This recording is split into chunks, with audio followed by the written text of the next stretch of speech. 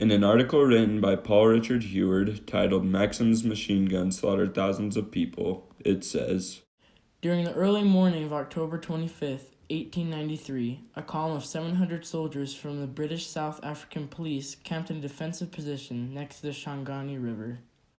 While they slept, the Matabele king Labangula ordered an attack on the column, sending a force of up to 6,000 men, some armed with spears, but many with Martini Henry rifles. Among its weapons, the column possessed several Maxim machine guns. Once the bugler sounded the alert, the Maxim spun into action, and the results were horrific. The Maxim gunners mowed down more than 1,600 of the attacking Matabele tribesmen. As for the British column, it suffered 4 casualties. The British military not only measured the Maxim gun's success by the number of Matabele killed in action, they could gauge the Maxim's potential as a weapon of psychological warfare. In the aftermath, several Matabele war leaders committed suicide by either hanging themselves or throwing themselves on their spears. That is how earth-shattering a weapon the Maxim gun was. Paul Richard Heward continues in his article by quoting C.J. Chivers, who wrote, "The Gun, A History of Automatic Weapons." The round numbers are suspicious, but the larger point is unmistakable. A few hundred men with a few Maxims had subdued a king and his army and destroyed the enemy's ranks. Hiram Maxim's business was secure. This document will explore the following claim. A result of war has always meant an advancement of weaponry. The United States Civil War was no exception. Abraham Lincoln received dozens of ideas, but the most significant weapon was the hand-driven rapid-fire Gatling gun. 20 years later, Hiram Maxim would improve upon the Gatling gun, inventing the fully automatic machine gun. This gun would change the world. The brutal effects of the machine gun would bring about the colonization of Africa with expediency. Additionally, the automatic machine gun used in World War I would effectively change the face of war and compel nations to invent weaponry with even more destructive power, culminating with the atomic bomb. Maxim's machine gun was not the first rapid-fire gun. In 1862, the Gatling gun triumphed onto the scene as one of the most influential guns in history, but it caused much tragedy. The Gatling gun could quickly disperse ammunition to slow down the opposing military forces. It caused a lot of tragedy, not only in deaths, but a disappointment to the inventor because of the firearm's misunderstood purpose. The Gatling gun had many capabilities. One of these was being able to quickly disperse ammunition.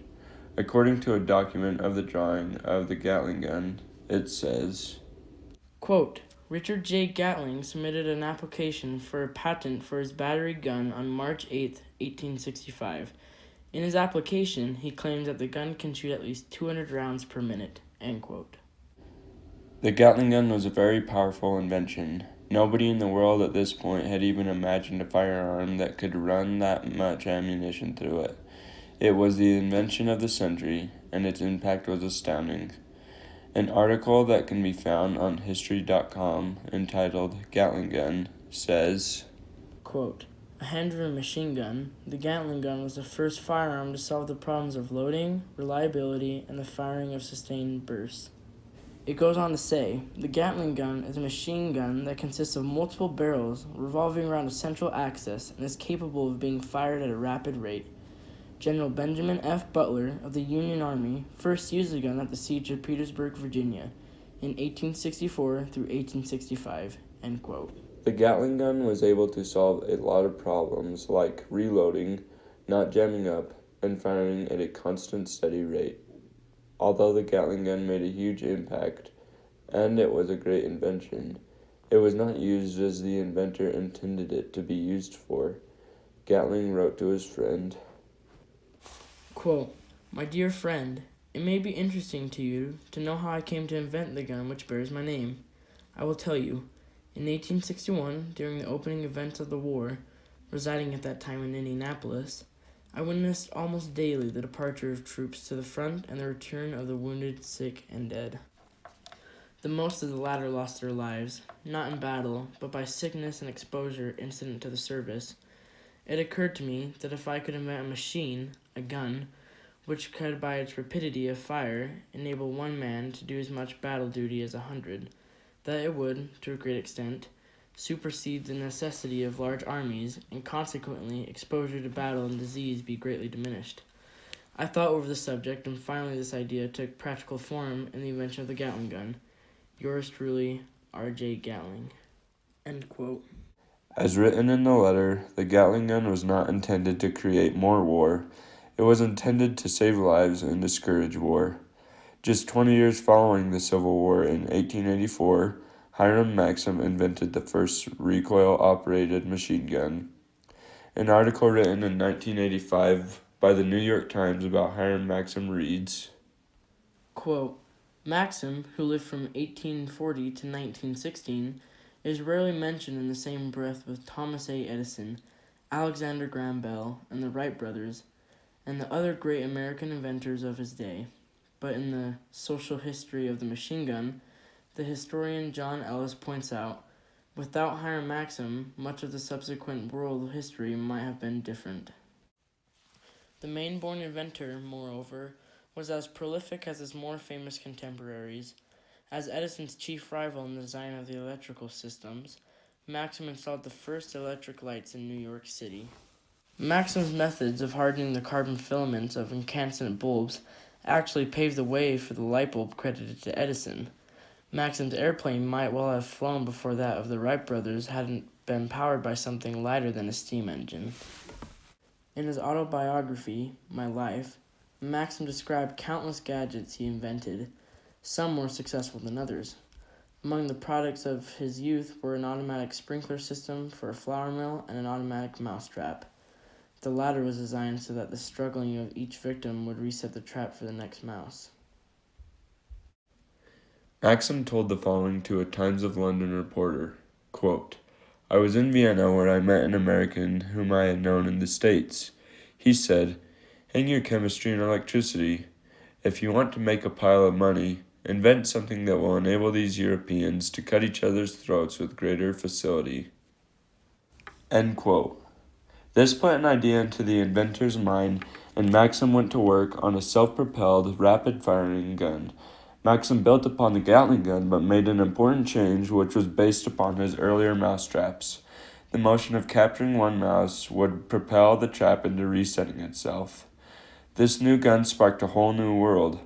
People saw that it was obvious that whoever had the machine gun was going to dominate and conquer. All historians agree that whoever has the most powerful weapon throughout war will acquire their desires. Maxim was highly respected for his invention, even so that he was knighted by the Queen of England. Maxim's machine gun was not only the most influential gun in history, but it was the most influential weapon in history. Because of the machine gun, trench warfare had to be enforced for protection against the rapid fire that inflicted devastating loss. The invention of the machine gun opened up a whole new world of war weaponry. Consider the following list of weapons invented to combat the machine gun in World War I. Flamethrowers, mortars, artillery, poison gas, tanks, aircraft. As John Ellis wrote in his masterful work, The Social History of the Machine Gun, quote, without Hiram Maxim, much of subsequent world history might have been different. He continues, one place the weapon did change history was on the Western Front of the First World War. In fact, it alone was responsible for the conflict's grim nickname, the Machine Gun War. Of course, there was a veritable plethora of rapid-fire weaponry used between 1914 and 1918, but none attacked the enemy's psyche quite like the many variants of the Maxim gun. Following World War I and advancing onto the slaughter of World War II, the ability to kill escalated and reached unparalleled power in the atomic bomb. It could be argued that this race to increased firepower began with the destructive capability of the Maxim machine gun. The machine gun was the most impactful weapon in history and still has an impact on the world today.